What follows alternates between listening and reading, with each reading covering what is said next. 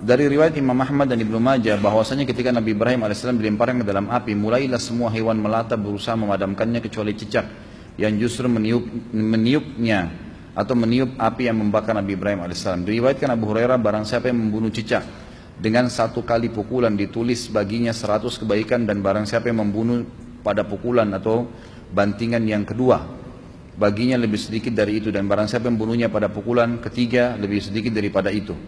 Saya masih belum memahami hikmah perintah membunuh cicak. Bukankah cicak tidak membahayakan dan mengurangi populasi nyamuk?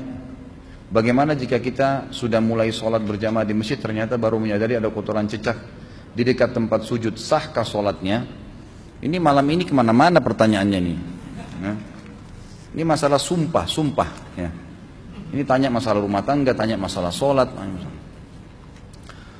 Baiklah, malam terakhir. Hadis ini hadis sahih. Sama halnya kita bertanya, kenapa Allah ciptakan babi? Kalau tidak boleh dimakan, tidak usah diciptakan sekalian. Itu akal-akalan kita manusia.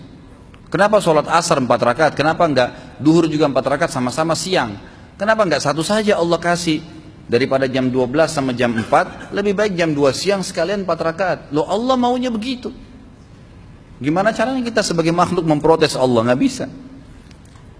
Iman itu artinya meyakini dan mengikuti semua apa yang diperintahkan oleh Tuhan Allah SWT. Itu memang iman. Kalau masalah hikmah, bisa ada atau tidak ada. Tanpa ada pun tetap kita menerima hukum Allah Subhanahu Wa Taala. Nanti hikmah-hikmahnya datang setelah itu, gitu kan? Allah Subhanahu Wa Taala memang menciptakan cicak. Memang dia makhluk yang diciptakan dan dia butuh makanan. Walaupun dia disuruh bunuh, dia butuh makanan. Ada beberapa hewan yang kita disuruh bunuh kan? Bukan cuma cicak, kalajengking, ular, ya, hewan yang berbahaya. Memang kita dianjurkan bunuh. Anjing yang berwarna hitam semuanya.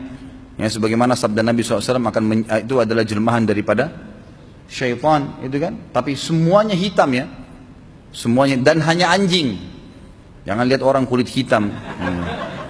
Pernah soalnya begitu di Madinah. Ada orang bilang pada saat dijelaskan ini, dia lagi tidur, dia bangun di kelas, dia cuma dengar kata-kata hitamnya boleh dibunuh. Dia bilang, Syekh, orang Afrika boleh kita bunuh kan hitam. Kata Syekhnya, ini anjing hitam. Nah, jangan salah faham. Jadi memang diperintahkan membunuh cicak, membunuh tikus, membunuh ular, kalajengking, itu perintah dari Allah SWT. Apa hikmahnya? Allahu a'lam. Jadi kan, saya terus terang secara pribadi belum mendapat hikmahnya, tapi sebagai orang yang beriman kita jalani. Kita jalani.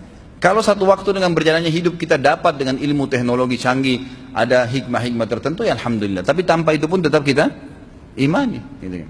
Seperti itu. Kalau ada kotoran cicak, sesuatu yang kita tidak tahu memang dasarnya.